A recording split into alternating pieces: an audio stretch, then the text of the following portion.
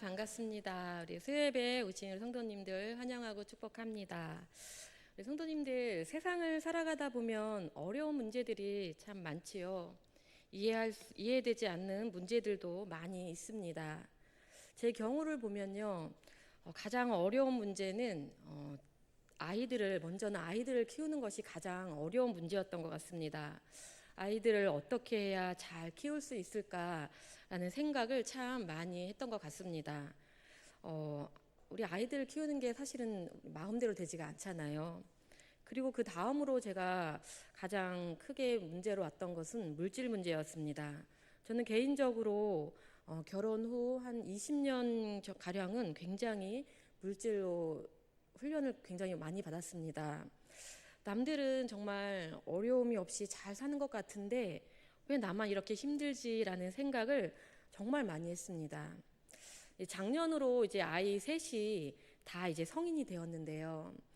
아이를 키우면서 가장 힘들었던 것은 이 아이들이 원하는 것들을 다 해주지 못하는 것에 부모로서 참 마음이 많이 아팠던 것 같습니다. 용돈도 제대로 준 적이 거의 없었거든요. 아이가 셋이다 보니 이제 학원비도 또 생활비도 참 많이 들었습니다. 그렇다고 해서 아무것도 안 해줄 수가 없는 상황이어서 지금 생각해 보면 그 시절을 어떻게 보냈는지 참 좀 생각해 보면 좀 많이 까마득한 그런 생각이 들기도 합니다. 이제 다 성인이 되어서 이제 뭐 학원비랑 이런 것들이 좀 덜 들어가서 좋은데 또 다른 고민이 생기더라고요. 성인이 되기 전에는 많은 것들을 챙겨주어야 하고 또 신경 써야 할 것들이 참 많았는데요. 성인이 되니까 이제는 손이 덜 가고 또 자신들이 다 알아서 하니까 너무나 편해졌습니다. 그런데 뭔가 허전한 느낌이 드는 겁니다. 전에는 엄마가 없으면 안 될 것 같았던 아이들이 이제는 성인이 되었다고 제가 뭔가를 챙겨주고 잔소리를 하면요, 싫어합니다. 그리고 엄마 괜찮다니까? 이제 나도 성인이야. 막 이렇게 말하면요, 괜히 서운한 마음이 막 밀려옵니다. 큰아이는 이제 4년 전부터 혼자 독립해서 이제 살고 있는데요. 그래서 가끔가다 이제 집에 오게 되는 날이 있으면 이제 며칠 있다가 가기도 하는데 어쩌다 한번 보니까 엄마 마음에 막 챙겨주고 싶고 또 이것저것 또 막 이렇게 해먹여주고 싶고 또 막 이야기도 하고 싶잖아요. 그런데 집에 오면 거의 집에 없습니다. 친구들 만나러 다 나가고 이제 갈 때가 돼서야 엄마한테 이제 빨리 가야 돼. 막 이러면서 가려고 하면은요, 왠지 이렇게 서운하고 눈물까지 나기도 하더라고요. 이제 다 커서 혼자 생활하는 곳으로 가는 모습을 보니까 이제 엄마가 필요 없는 나이구나라는 생각이 들면서 전에는 느껴보지 못했던 이상한 감정들이 막 생겨나기 시작합니다. 우리 권사님들, 집사님들도 이러한 비슷한 경험들을 다 해보셨을 것 같습니다. 이런 게 인생인가요? 나이 들어감에 따라 조금씩 변하는 것들이 있지요. 이러한 일들조차 어떻게 보면 하나님께서 계획해 놓으신 순리이고 또 우리가 살아가는 인생인 것 같습니다. 그렇다면 인생을 살아가면서 이해할 수 없는 일, 또 인간 관계에 있어서 아쉽고 서운한 감정에 우리는 어떻게 반응하면서 살아가야 할까요? 우리는 무엇을 바라보며 또 무엇을 추구하면서 살아가야 할까요? 우리는 우리의 생각을 조금은 전환해 볼 필요가 있습니다. 그렇다면 우리 어떻게 우리의 생각을 바꿀 수가 있을까요? 오늘 말씀을 통해서 한번 알아보려고 합니다. 오늘 시편 73편의 시는요, 아삽이라는 사람이 쓴 시입니다. 아삽의 고민은요, 저와는 조금 다릅니다. 처음에 시인은 하나님이 정직한 자에게 복 주시는 분이심을 믿었습니다. 그러나 현실 속에서는 악인이 오히려 잘 되고 건강하게 사는 모습을 보면서 마음이 흔들립니다. 자신은 깨끗이 살려고 애썼지만 고난만 있고 형통하지 않음을 토로합니다. 그러나 시인은 성소에 들어갔을 때 악인의 결말을 깨닫습니다. 그들의 번영은 잠깐이며 결국 심판과 멸망이 기다리고 있음을 깨닫게 되는 것이죠.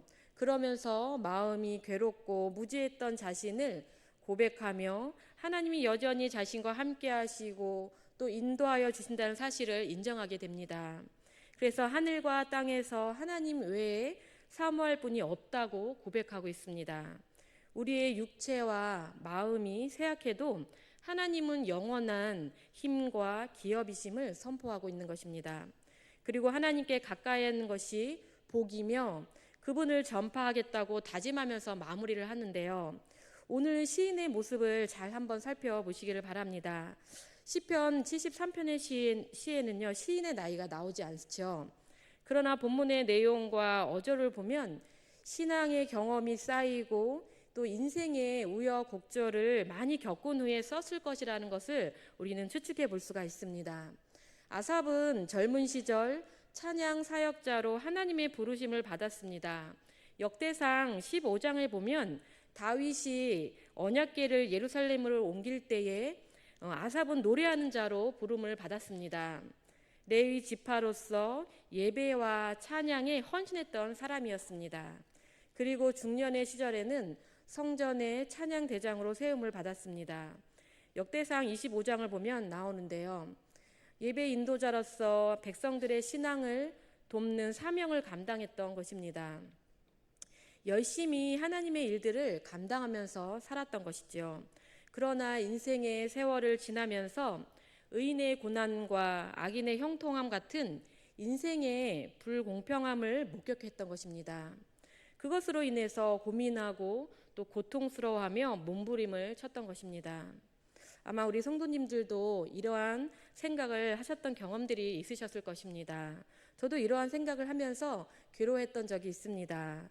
아이들을 키우면서 많은 고난이 함께 몰려올 때면 정말 왜 나만 이렇게 힘들게 살아가야 하는 걸까라는 생각을 많이 했었습니다. 다른 사람들은 잘만 살아가는 것 같습니다. 그래서 하나님을 원망하기도 하고 또 세상의 불공평함이 원망스러울 때가 너무나 많았습니다. 그때는요, 제가 평신도였거든요. 너무 고난이 심하니까 하나님 차라리 나는 주의 정도 아닌데 왜 나한테 이렇게 고난을 주세요? 이런 고백도 했어요. 그런 고백을 하지 말았어야 했나 봐요. 그러나 지금은 그러한 생각은 하지 않는데요. 뭐가 바뀐 걸까요? 나이가 들수록 세상보다 하나님이 전부라는 생각이 들기 때문입니다. 우리 권사님들, 집사님들도 다 느끼시는 것일 것입니다. 그것이 신앙의 연륜이죠. 기도가 쌓이면 하나님의 뜻을 자연스럽게 알 수가 있게 됩니다. 오늘 읽지는 않았는데요. 시편 73편 17절을 보면 이렇게 말씀합니다. 우리 같이 한번 읽어볼게요. 시작. 하나님의 성소에 들어갈 때야 그들의 종말을 내가 깨달았나이다. 아멘. 이 17절의 말씀은요, 오늘 우리가 읽은 시의 전환점이 되는 말씀입니다. 자신의 괴로움과 고민들이 하나님 앞에 들어가 경배하고 기도할 때 마음이 다시 정리된 경험을 이야기하는 것입니다. 하나님의 계획과 뜻을 깨달은 것이지요. 지금 당장의 형통과 번영은 실상이 아님을 깨달은 것입니다. 우리 성도님들, 지금 당장 우리 눈으로 보여지는 것에 일비하지 않아야 한다는 것이죠. 믿는 신자들은요, 눈으로 바라보는 현실만을 가지고 판단하지 않아야 합니다. 하나님의 시간으로 우리의 상황을 바라보아야 합니다. 제가 서두에 제 아이들이 성인이 되어서 이전에는 겪어보지 못했던 감정들로 인해서 서운했다고 말씀을 드렸는데요. 오늘 설교를 준비하면서 하나님께서 제게 깨닫게 해주신 것이 있습니다. 바로 아이들을 내려놓기를 원하시는 것이었습니다. 아이들에게 집착하지 않고 아이들을 아이들대로 자신의 인생을 잘 펼쳐나갈 것이니 조금은 자유하면서 이제는 하나님의 일과 또 하나님이 주시는 비전을 더 많이 바라보면서 집중해 보라는 그런 마음이 들었습니다. 이전에 아이들에게 집중했던 시간들을 이제는 더욱더 하나님께 집중해 보자, 또 내 사역에 더욱 집중해 보자라는 생각이 들었습니다. 아이들을 키우면서 또 가정을 돌보며 사역을 하는 게 생각만큼 쉽지는 않습니다. 양쪽을 모두 만족하게 한다는 것이 얼마나 어려운지 에너지 소모가 굉장히 컸습니다. 시간을 잘 분배하지 않으면 곤란해질 때가 많았고 또 그것을 다 만족하게 하기 위해서 체력적으로도 많은 부담이 되었던 것도 사실입니다. 그런데 이제 그러한 부담이 조금은 덜어지게 되었습니다. 성인이 되기까지 해주어야 할 엄마로서의 역할은 이제 다 끝난 것에 편안함과 또 자유함이 찾아온 것입니다. 그런데도 제 몸의 습성으로 아직도 아이들을 위해서 똑같은 행동을 하고 있는 저를 보게 하셨던 것입니다. 그것을 하나님께서 깨닫게 해주셨습니다. 이제 아이들은 인생의 동반자로서 조언해주고 또 같이 이야기 나누는 더 편한 이제 관계가 형성이 되어야 할 것이기 때문이죠. 부모이지만 인생의 또 선배로서 같이 길을 걸어가는 것입니다. 하나님이 원하시는 길이 어떠한 길인지 이제 아이들에게 조금씩 알려주고 또 제시해주는 역할을 하게 되면 역할을 하는 것이 이제 저의 이제 역할이 되겠죠. 하나님은요 우리의 인생의 흐름을 누구보다도 너무나 잘 알고 계십니다. 때를 너무나 잘 알고 계시지요. 그러기에 놓지 않으려고 애쓰기보다는 조금은 먼 시간의 시선으로 바라봐야 합니다. 우리는 우리 인생의 시기를 잘 보내야 합니다. 그래서 무엇이 변하고 또 무엇이 없어진다고 해서 또는 나의 이성으로 이해할 수 없는 일이 있다고 해서 당황해하지 않고 하나님을 바라보아야 합니다. 우리에게는 하나님이 계십니다. 우리의 인생을 나보다도 더 잘 알고 계시는 주님이 우리와 함께 계시기 때문에 그렇습니다. 이것을 잊지 않아야 합니다. 우리가 보는 것은 일시적이고 부분적입니다. 그러나 하나님 앞에 나아가면 보이지 않았던 실상을 보게 될 것입니다. 아삽이 성소에서 악인의 끝을 본 것처럼 말입니다. 하나님 앞에서의 깨달음은 그의 마음을 돌려놓았습니다. 우리도 하나님 앞으로 나아가 아삽과 같은 깨달음과 평안함이 우리 가운데 있기를 소망해야 합니다. 그러면 이렇게 하나님 안에서 하나님의 뜻을 알고 평안함을 유지하기 위해서 우리는 어떻게 하면 될까요? 세 가지를 하면 됩니다. 같이 한번 알아볼 텐데요. 첫 번째로요, 하나님의 인도하심을 신뢰해야 합니다. 24절을 보면 이렇게 말씀합니다. 주의 교훈으로 나를 인도하시고 후에는 영광으로 나를 영접하시리니. 아멘. 하나님은 우리를 말씀과 성령으로 우리의 길을 인도하십니다. 하나님의 인도하심은요, 동행입니다. 하나님은 우리와 동행하심으로 우리의 길을 같이 가주시는 것입니다. 하나님께서 우리와 동행하시며 또 교훈해 주시는 것은 단순한 조언이 아니라 하나님의 섭리를 깨닫게 해주시는 것입니다. 하나님은 우리와 함께 하시며 자신의 섭리를 깨닫게 하신다는 것입니다. 성령 하나님이 우리와 함께 하심으로 하나님의 하실 일들을 알게 하시는 것이죠. 그러니 얼마나 영광이 되는 일인지 모릅니다. 하나님께서 동행하시고 인도하시는 길은 영광의 길입니다. 하나님께서 우리를 맞이해 주시는 그 영광의 길인 것이지요. 이것을 우리는 기억하면서 살아가야 합니다.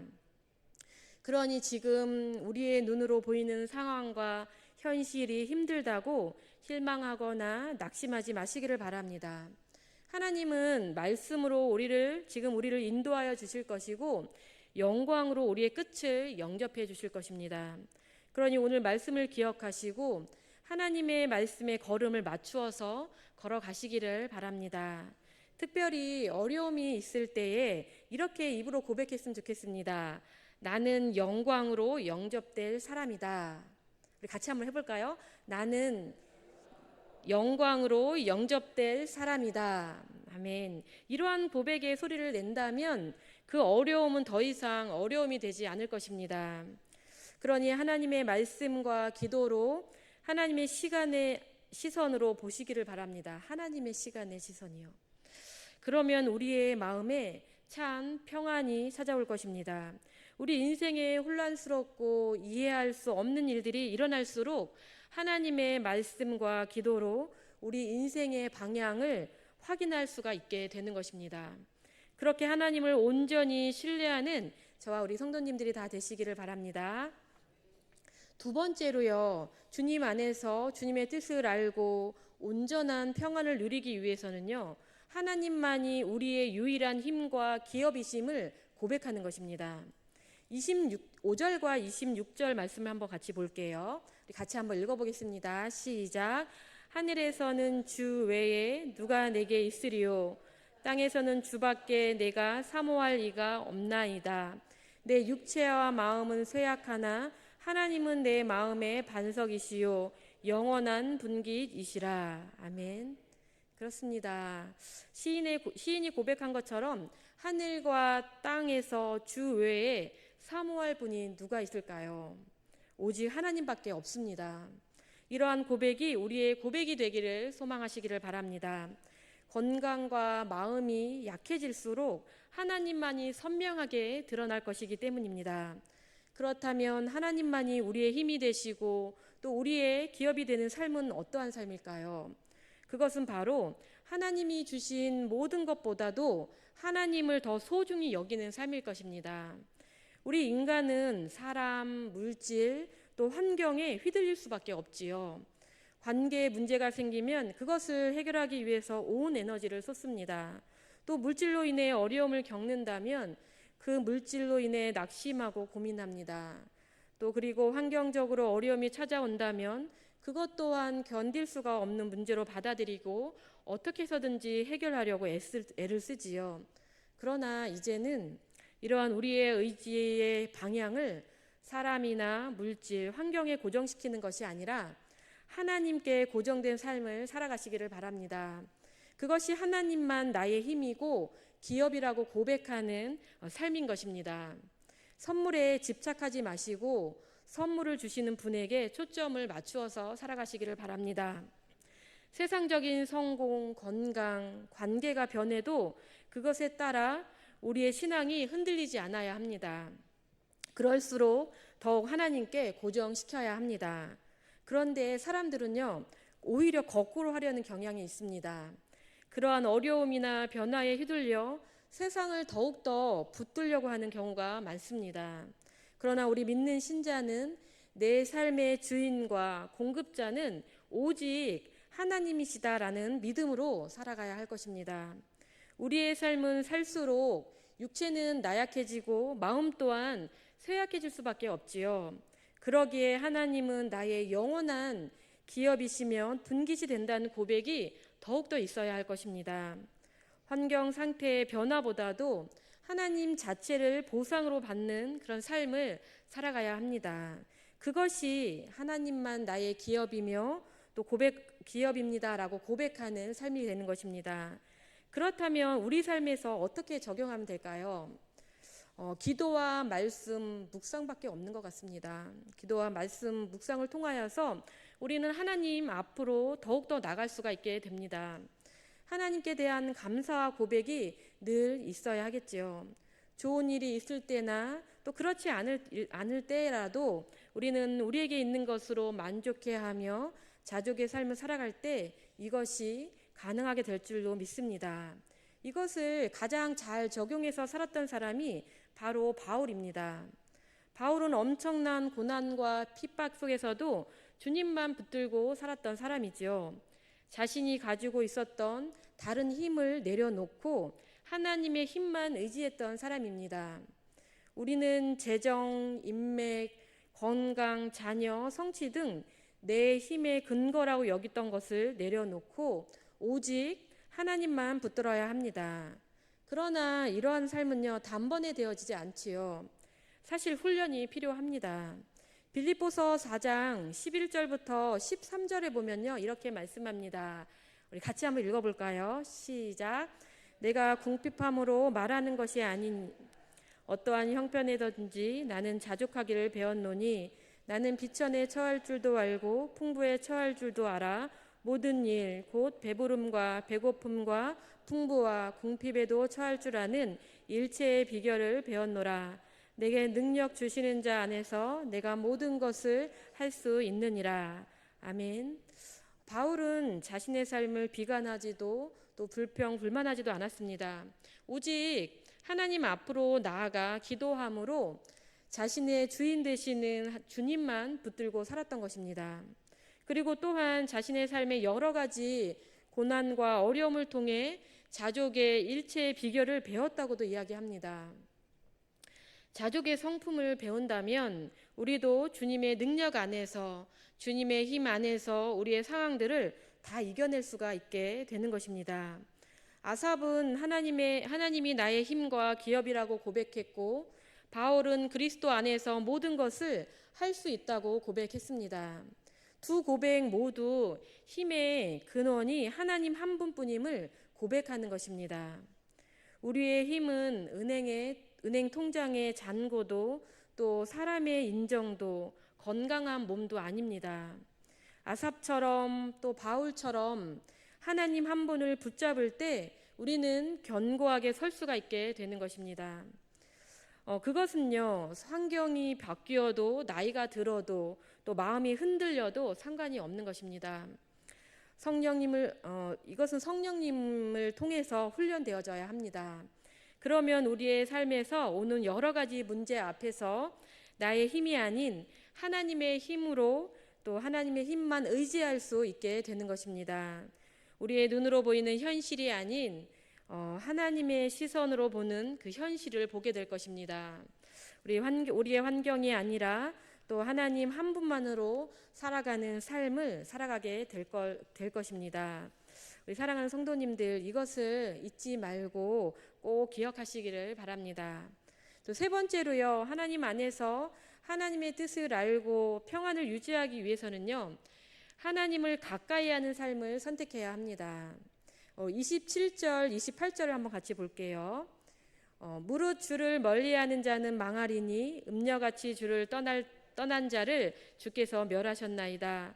하나님께서 가까이 함이 내게 복이라. 내가 주 여호와를 나의 피난처로 삼아 주의 모든 행적을 전파하리이다. 아멘. 시인은 하나님을 멀리하는 자는 멸망한다고 이야기합니다. 그러나 반대로 하나님을 가까이함이 복이 된다고 이야기하죠.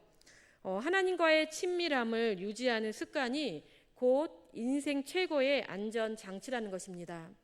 예배와 찬양, 또 말씀과 기도가 하나님께 나아가는 방법입니다. 매일 반복되는 일상이겠지만 이것을 통해서 우리는 하나님께 나아가야 합니다. 하나님은 이 방법을 통해서 우리를 만나주시고 또 세상에 우리를 통해 그분을 나타내실 것입니다. 이 원리를 잘 알아야 하나님과 더욱더 친밀해질 수가 있습니다. 하나님과의 관계는 영적 생명선에 달려 있습니다. 하나님께 가까이함은 단순한 방문이 아니라 지속적인 동행을 의미합니다. 그것이 복이고 또 그 복은요, 환경의 소유가 아니라 하나님 자신임을 기억해야 합니다. 우리의 삶에서 두려움과 위험 속에서 의지할 피난처가 곧 하나님이 되시는 것입니다. 다른 무엇을 찾으려고 노력해서는 안 된다는 것입니다. 우리와 늘 함께 계시는 주님을 바라보고 또 그분께 피해야 합니다. 그분을 피난처로 삼아 살아가시기를 바랍니다. 이렇게 살아간다면 시인의 고백처럼 하나님을 증거하는 삶으로 이어지게 될 것입니다. 그러기에 우리가 주의해야 할 것은 신앙의 열정이 식었을 때 그냥 두지 않고 다시 회복의 자리로 나가야 합니다. 그리고 복의 기준을 재설정해야 합니다. 세상의 성공보다 하나님과의 친밀함 자체를 최고의 복으로 여겨야 합니다. 또한 문제와 어려움이 닥쳐올 때에 사람에게 먼저 하소연하기보다도 하나님께 먼저 나가야 합니다. 그렇게 살아가다 보면 우리의 생각도 또 현실을 바라보는 시선 또한 바뀌게 될 것입니다. 말씀을 마무리해 보겠습니다. 우리 성도님들, 우리 모두 인생에서 기쁨과 슬픔 또 억울함도 많은 경험들을 해보셨을 것이고 또 사람 때문에 울기도 하고 또 웃기도 해보셨을 것입니다. 또 자녀를 키우면서 내 마음대로 될 줄 알았지만 그것도 내 마음대로 되지 않는 경험도 해보셨을 것입니다. 시간이 지나면서 내가 붙잡고 있었던 것들이 하나 둘씩 내 손에서 떠나는 경험들도 해보셨을 것입니다. 오늘 시편의 시인도 이러한 삶의 길을 걸었습니다. 그는 결국 이렇게 고백합니다. 하나님께 가까이함이 내게 복이라. 내 마음의 반석이시요 영원한 분기시라. 아멘. 그는 세상의 조건이 아니라 하나님을 자신의 힘과 기업으로 삼았습니다. 우리 사랑하는 성도님들, 인생의 경험들이 쌓이고 쌓일수록 우리도 이러한 고백이 더 깊이 있어지기를 소망해야 합니다. 우리의 모습이 변하고 또 우리의 마음이 변해도 하나님은 영원히 변하지 않으시는 분이십니다. 말씀과 기도로 변함 없으신 하나님께 가까이 가시기를 바랍니다. 그리고 그분을 우리의 피난처로 삼으시기를 바랍니다. 그러면 하나님은 우리의 마지막 호흡까지도 책임져 주실 것입니다. 이것을 소망하시면서 살아가시기를 바랍니다. 기도하겠습니다.